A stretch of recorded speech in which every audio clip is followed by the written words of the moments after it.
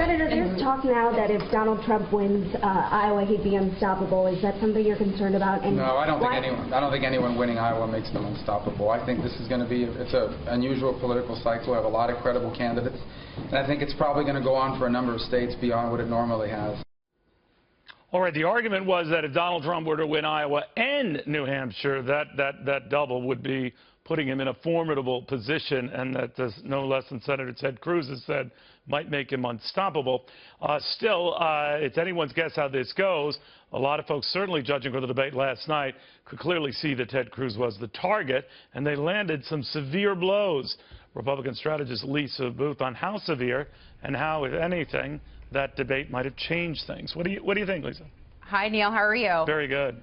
Well, I think right now we're facing a really interesting election cycle. I mean, this has been one of the most fluid primary processes to date, and right now we're beginning the nomination process with Iowa on Monday, and the key here is there's 2,470 delegates to the convention. A nominee needs to reach 1,236 to try to get the nomination, so the race is on. And I think the scenario that, I know Ted Cruz has said that if Donald Trump wins Iowa and New Hampshire, he may be unstoppable, and I don't necessarily disagree with that. I mean, if you look at throughout history, no Republican nominee has gone on to be the nominee without winning one of the early primary states. And so if you have a situation specifically in Iowa where Ted Cruz loses, I think his path to victory becomes much slimmer after that point. And I think to Marco Rubio's point, Marco Rubio is hoping that Ted Cruz loses and the Republican Party coalesces around him, so it becomes some sort of, more one-on-one type scenario. There are a lot of people who look at polls, and when it comes to Iowa, I always say it's a wasted effort. But one reading that was intriguing was that at this time 4 years ago, Rick Santorum was third in the polls, a distant third at that, went on to win Iowa. It was a similar position, not quite exact, for Mike Huckabee, who was actually lower. My only point in mentioning this is that's the exact position that Marco Rubio is in right now. And the argument goes something to the effect that the Trump voters, the Cruz voters, cancel each other out, and up the middle comes Marco Rubio. What do you make of that? Well, and that could potentially be the scenario, and I think we're going to learn a lot from Iowa, not necessarily because Iowa is somehow consequential to winning the nomination, because we've seen historically that it's not.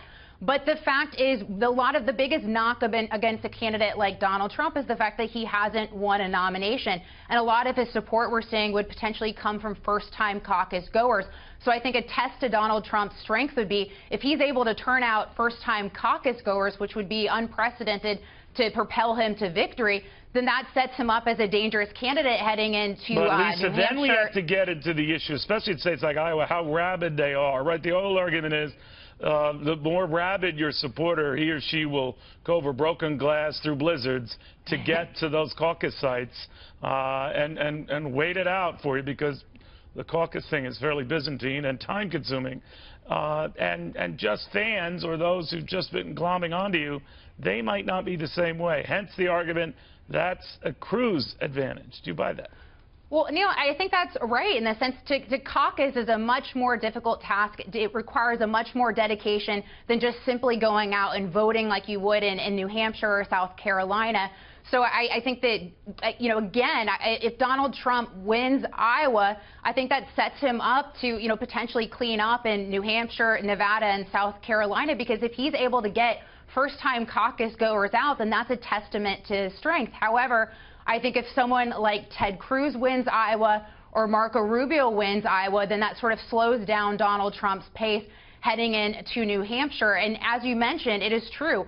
Iowa voters, as we saw with Rick Santorum, tend to make up their mind at a later point. There's a Fox News poll not too long ago that indicated about 33% of Iowa caucus goers are still undecided. I know there's been recent polling showing that that has tightened and more people have made up their mind, but we don't know that yet. And so I think Iowa on Monday, although it's not necessarily consequential in a delegate amount and a delegate number to reaching the number that you need, what it will do is show us the strength of Donald Trump and I think answer some questions about his candidacy.